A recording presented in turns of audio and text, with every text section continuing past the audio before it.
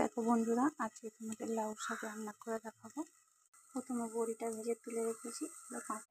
এবার তেলের মধ্যে পাঁচফোড়ন দেবো, দিয়ে সবজিগুলো দিয়ে দেবো। কেটে রাখা লাউ শাক এবার দিয়ে দেবো।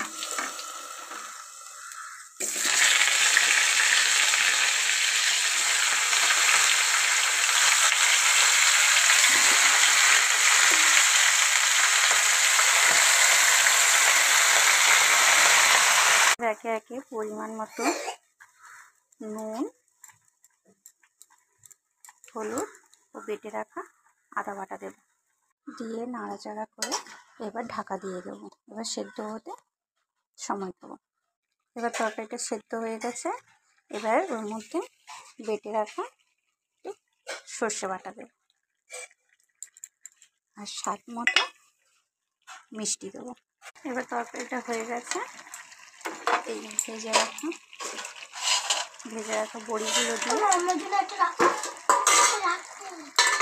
রাখা বড়িগুলো দিয়ে নাড়িয়ে চাড়িয়ে নামিয়ে ফেলবো। হয়ে গেল আমাদের লাউ শাকের তরকারি।